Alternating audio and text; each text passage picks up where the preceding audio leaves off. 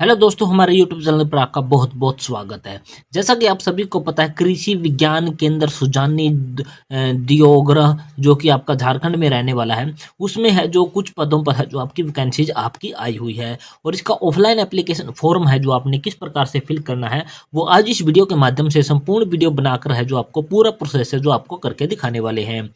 Officially website से लिया गया एक आपका एप्लीकेशन फॉर्म आपका रहने वाला है जो कि आप अपनी स्क्रीन पर देख पा रहे हो और यहाँ पर आपको लिखा हुआ दिखाई देने वाला है एप्लीकेशन फॉर्म। यहाँ पर पहला कॉलम आपको दिखाई देने वाला है पोस्ट अप्लाइड फॉर, यानी कि जिस भी पोस्ट के लिए आप अप्लाई करने वाले हो उस पोस्ट का नाम आपने यहाँ पर लिख देना है। तो हम ये एप्लीकेशन फॉर्म आप सपोर्टिंग स्टाफ जो कि 10वीं पास पर आपका रहने वाला है, सपोर्टिंग स्टाफ का जो एप्लीकेशन फॉर्म है वो फिल करके आपको इसमें वीडियो में दिखाने वाले हैं। पॉइंट नंबर 2 आपको दिखाई देने वाला है एडवर्टाइजमेंट रेफरेंस नंबर और यहाँ पर डेट। तो ये वाला सेम टू सेम है जो अपने एडवर्टाइजमेंट नंबर आपने लिख देना 18/KVK/31/2025 कोमा लगा के 15 फरवरी 2025 ये इसकी डेट रहने वाली, ये आपने लिख देनी है। यहाँ पर आपने फोटो चिपका देनी है। फोटो चिपकाने के बाद यहाँ पर इसको सेल्फ टेस्टेड इस प्रकार से कर देना जैसे कि हमने आपको करके दिखाया है। पॉइंट नंबर 3 आपको दिखाई देने वाला डिमांड ड्राफ्ट। डिमांड ड्राफ्ट की डिटेल उन कैंडिडेटों को फिल करनी है जो जनरल कैटेगरी और ईडब्ल्यूएस और इसके साथ साथ ओबीसी कैटेगरी के लिए अप्लाई करने वाले हैं। इसके अलावा जो भी एससी एसटी या फिर आपकी जितनी भी वुमेन कैंडिडेट है या फिजिकली हैंडीकैप्ड कैंडिडेट है उनको है जो इसमें है जो डिमांड ड्राफ्ट लगाने की कोई भी ज़रूरत आपकी नहीं रहने वाली है। तो हम ये फॉर्म है जो आपका क्या है एससी कैटेगरी के लिए फिल करने वाले हैं, तो यहाँ पर हम डिमांड ड्राफ्ट की डिटेल है जो बिल्कुल भी फिल नहीं करने वाले हैं। लेकिन इसके अलावा जो भी ईडब्ल्यूएस ओबीसी और जनरल कैटेगरी के कैंडिडेट है वो अपना डिमांड ड्राफ्ट है जो बैंक से कटवाएंगे और वो किस प्रकार से कटवाना है वो आपको है जो जो इसकी ऑफिशियली नोटिफिकेशन है उसमें दिया हुआ है कि आपने किस नाम से कैसे इसमें कटवाना है और उसका है जो आपने ओरिजिनल डिमांड ड्राफ्ट इसके साथ में लगा देना और डिमांड ड्राफ्ट के बैक साइड में अपना नाम पता है जो अच्छे प्रकार से आपने है जो लिख देना है। इसके बाद पॉइंट नंबर 4 आपको दिखा देने वाला नेम ऑफ द एप्लीकेंट। अपना नाम है जो बड़े अक्षरों में लिख देना, जितना हो उसके एप्लीकेशन फॉर्म को बड़े अक्षरों में ही फिल करने की आपने कोशिश करनी है। पॉइंट नंबर 5 पर अपना फादर नेम लिख देना। पॉइंट नंबर 6 पर अपनी है जो नेशनलिटी आपने है जो लिख देनी है, यानी कि आपने इंडियन लिख देना है। पॉइंट नंबर 7 है जो आपका डेट ऑफ बर्थ का रहने वाला है, यहाँ पर अपनी डेट ऑफ बर्थ को आपने है जो मेंशन कर देना है। इसके बाद आ जाता है आपका पॉइंट नंबर 8 जो कि यहाँ पर है फिजिकली डिसेबल्ड। अगर आप फिजिकली डिसेबल्ड हो तो आप यहाँ पर यस करोगे, यस करने के बाद उसकी डिटेल करोगे कि आप कौन से फिजिकली हैंडीकैप्ड आप रहने वाले हो। इसके बाद पॉइंट नंबर 9 आपको दिखाई देना परमानेंट एड्रेस। परमानेंट एड्रेस आपका वो एड्रेस होता है जहां पर आप अपनी फैमिली के साथ है जो बचपन से रहते हुए आ रहे हैं। तो यहाँ पर अपना है जो नाम, उसके बाद सन ऑफ अपना है जो फादर का नाम, अपना वीपीओ लिख देना, अपना डिस्ट्रिक्ट, अपना स्टेट है जो इस प्रकार से आपने लिख देना है। इसके बाद आपको दिखाई देने वाला होगा पॉइंट नंबर 10 जो कि आप अपनी स्क्रीन पर देख पा रहे हो। पॉइंट नंबर 10 पर आपने क्या लिखना है कोरस्पोंडेंस एड्रेस। कोरस्पोंडेंस एड्रेस वह होता है जहां पर आप इसका है जो एडमिट कार्ड वगैरह है जो प्राप्त करना चाहते हो। मान लीजिए आप दिल्ली के रहने वाले हो और किसी काम के सिलसिले में हरियाणा में आए हुए हो तो आपका जो हरियाणा वाला अभी का एड्रेस है वो आपका कोरस्पोंडेंस एड्रेस इसमें माना जाएगा। इसमें भी अपना नाम, अपना फादर का नाम, अपना जो भी शहर या विलेज का नाम जहाँ पर भी आप रहते हो, अपना डिस्ट्रिक्ट, अपना स्टेट और यहाँ पर अपना पिन कोड है जो आपने डाल देना। पूरा पिन कोड आपने डालना, इस प्रकार से एक्सेस करके आपने नहीं लगाना। ये तो हमने सिर्फ पर्सनल डिटेल को छिपाने की दृष्टि से हमने है ये चीज़ें हैं जो आपकी यहाँ पर करके दिखाई गई है। इसके बाद आपने क्या करना है, यहाँ पर थोड़ा सा स्क्रॉल करके आपने नीचे की तरफ आना है और नीचे जब आओगे तो आपको नीचे और डिटेल आपको दिखाई देने लग जाएंगी कि यहाँ पर आपकी क्या रहने वाली है। यहाँ पर आपकी डिटेल आ जाती है कॉन्टैक्ट नंबर, अपना मोबाइल नंबर लिख देना है, ईमेल आईडी, यहाँ पर ईमेल आईडी लिख देनी है, आधार नंबर लिख देना है, मैरिटल स्टेटस में आपने मैरिड या अनमैरिड जो भी आपको रहने वाला वो लिख देना, रिलीजन्स में हिंदू, मुस्लिम, सिख, ईसाई जो भी आपका धर्म रहने वाला वो धर्म का नाम आपने यहाँ पर लिख देना है। इसके बाद आपका दिखाई देने वाला है क्या, यहाँ पर आप यहाँ पर देख सकते हो स्क्रीन पर, यहाँ पर अपनी कैटेगरी का मेंशन कर देना कि किस कैटेगरी से आप रहने वाले, एससी एसटी ओबीसी जनरल जो भी आपके रहने वाला। ब्लड ग्रुप आपने लिख देना, बी पॉजिटिव नेगेटिव जो भी आपका रहने वाला है वो आपने लिख देना है। इसके बाद थोड़ा सा नीचे की तरफ आओगे तो यहाँ पर आपका आ जाता है लैंग्वेज नोन, यानी कि आप कौन कौन सी भाषाओं की जानकारी रखते हो। तो हमने यहाँ पर हिंदी लिख दिया, हिंदी को हम स्पीक मतलब बोल सकते हैं, रीड मतलब पढ़ सकते हैं, राइट मतलब कि लिख सकते हैं, तो इन पर टिक मार्क हमने यस वाला लगा दिया। इसके बाद हमने यहाँ पर लिख दिया इंग्लिश, उसको बोल नहीं सकते तो क्रॉस लगा दिया, पढ़ सकते हैं और लिख भी सकते हैं, इस प्रकार से हमने इसको कर दिया है। तो पेज नंबर 1 है जो आपका यहाँ पर क्या हो जाता है कंप्लीट। इसके बाद आ जाता है आपका पेज नंबर 2, जो कि पॉइंट नंबर आपके है जो 19 से शुरू हो जाता है, जो कि आप अपनी स्क्रीन पर देख पा रहे हो। यहाँ पर आपने पर्टिकुलर में अपने एकेडमिक डिटेल देखनी है। आप जिस भी पोस्ट के लिए आप अप्लाई करने वाले हो उस पोस्ट के अकॉर्डिंग है जो आपने अपनी है जो यहाँ पर है क्वालिफिकेशन है जो आपने यहाँ पर क्या है दर्शानी होगी। तो हम यहाँ 10th क्लास से है जो शुरू करने वाले हैं। तो हम यहाँ पर 10th क्लास, उसके बाद कौन से बोर्ड से पास की है, कौन से सन में, कौन से ईयर में पास की है, डिवीजन आपकी क्या थी, फर्स्ट सेकंड थर्ड जो भी थी आपकी, उसके बाद परसेंटेज कितनी थी, और यहाँ पर सब्जेक्ट आपके उस जो है कि 10th क्लास में कितने थे, जैसे कि Hindi, English, mathematics, science, social science, जो भी आपके सब्जेक्ट थे वो आपने लिख देना।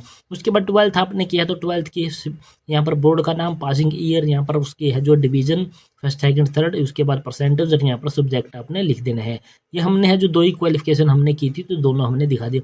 इसके अलावा आपके पास ग्रेजुएशन है, एमए है, जो भी है आपकी वो अगर क्वालिफिकेशन आप दर्शाना चाहो तो यहाँ पर है जो आप यहाँ आसानी से क्या कर सकते हो, दिखा सकते हो।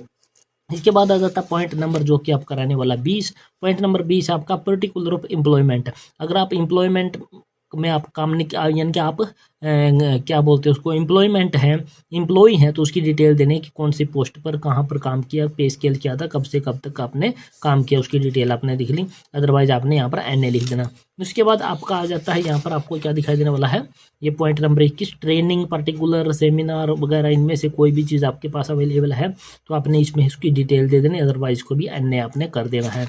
इसके बाद आ जाता है आपका जो पॉइंट नंबर है जो आपका 22, एनी अदर एक्सपीरियंस, कोई एक्सपीरियंस वगैरह है तो आपने यहाँ पर इसकी डिटेल दे देनी है, वरना इसको भी आपने एनए है जो इस प्रकार से कर देना है। तो पेज नंबर 2 आपका क्लियर हो जाता है। पेज नंबर 3 पर हम पहुंच जाते हैं। पेज नंबर 3 आपको दिखाई देने वाला जो कि पॉइंट नंबर आपको 23 से शुरुआत होती है। यहाँ पर knowledge in computer application, computer application की अगर आपके पास नॉलेज है तो आपने यस करना, और कौन सी नॉलेज है उसके बारे में जानकारी देनी है। अगर आप यहाँ पर नो पर टिक मार्क लगाते हो तो यहाँ पर भी नो लिख देना है। इसके बाद पॉइंट नंबर 24, इफ एम्प्लॉयड, अगर आप कर्मचारी हो तो आपने है जो नो ऑब्जेक्शन सर्टिफिकेट यानी कि एनओसी है जो अपने ऑफिस से लेकर आनी है, उसकी डिटेल लिखनी है। अगर आप नहीं हो तो आपने एनए लिख देना। इसके बाद name of and designation of 2 references, references आपके होते हैं ऐसे 2 जानकार जो आपको अच्छी प्रकार से जानते हो और वो कहीं गवर्नमेंट में एम्प्लॉय हो। तो हमने रोहित और मोहित के 2 नाम लिख दिए। मोहित हमारा क्लर्क था, रोहित हमारा टीचर था, उसकी इसलिए हमने ये 2 प्रीफरेंस है जो हमने यहाँ पर दे दी है। इसके बाद यहाँ पर दिखाई देने वाला होगा डिक्लेरेशन। डिक्लेरेशन में अपना नाम यहाँ पर लिख देना। नाम लिखने के बाद अपनी ईमेल आईडी यहाँ पर लिख देनी, मोबाइल नंबर लिख देना, अपना प्लेस का नाम, और यहाँ पर डेट आपने लिख देनी है, और यहाँ पर आपने क्या कर देना, सिग्नेचर है जो कर देने हैं। तो इस प्रकार से ये 3 पेज का एप्लीकेशन फॉर्म है जो आपका यहाँ पर क्या हो जाता है, पूरा का पूरा फिल हो जाता है। अब आपने क्या करना है, इसके साथ है जो अपने है जो एजुकेशनल क्वालिफिकेशन के डॉक्यूमेंट आपने साथ में लगा देने हैं। अपनी कास्ट सर्टिफिकेट लगा देना, अपना रेजिडेंस सर्टिफिकेट लगा देना, अपने आधार कार्ड या वोटर कार्ड या पैन कार्ड की एक आईडी प्रूफ आपने इसके साथ लगा देना है, और सारे के जो भी बैंक ड्राफ्ट वगैरह आपने बनवाया है वो आपने इसके साथ में लगा देना है। और इसके साथ स्टेपल करके सेल्फ अटेस्टेड कॉपी सारी की सारी इसे एप्लीकेशन फॉर्म के साथ अटैच करके है जो आपने है जो इसको एक बड़े लिफाफे में बंद करना होता है, और बड़ा लिफाफा आपने इस प्रकार से तैयार करना है जैसे कि हम आपको दिखा रहे हैं। यहाँ पर आपने लिखना application for the post of, जिस भी पोस्ट के लिए अप्लाई करो, जैसे कि सपोर्टिंग स्टाफ, एंड के बाद अपनी कैटेगरी लिख देनी है। ऊपर बिल्कुल लिख देना एडवर्टाइजमेंट, आपने वही नंबर आपने लिख देना एडवर्टाइजमेंट में, जो कि यहाँ पर 8/KBC/31/2025 इस प्रकार से आपने है जो लिख देनी है। इसके बाद यहाँ पर आपको दिखाई देने वाला होगा फ्रॉम। फ्रॉम के बाद अपने है जो अपना एड्रेस लिखना होता है, भेजने वाला कौन है तो अपना नाम, अपना फादर का नाम, विलेज शहर का नाम, अपना डिस्ट्रिक्ट, अपना स्टेट, और यहाँ पर मोबाइल नंबर आपने डाल देना है। इसके बाद यहाँ पर दिखाई देने वाला होगा आपको क्या, यहाँ पर आपको दिखाई देने वाला है ये वाला एड्रेस 22 वाला एड्रेस, ये आपने बड़े ही ध्यानपूर्वक आपने लिखना। अगर ये आपने गलत कर दिया तो आपका एप्लीकेशन फॉर्म है वो नहीं पहुंच पाएगा और आप इस भर्ती से बाहर हो जाओगे। तो यहाँ पर 22 के बाद द चेयरमैन कृषि विज्ञान केंद्र सुजानी PO पोस्ट ऑफिस हो गया घेहोरलास, और इसके बाद ग्योहर, और यहाँ पर 814152 ब्रैकेट में आपने झारखंड लिख देना। ये वाला एड्रेस है जो आपने यहाँ पर इस प्रकार से लिख देना है, और इसको है जो आपने 7 मार्च 2025 से पहले रजिस्टर्ड पोस्ट के माध्यम से या फिर स्पीड पोस्ट के माध्यम से इस पते पर पहुंचा देना है।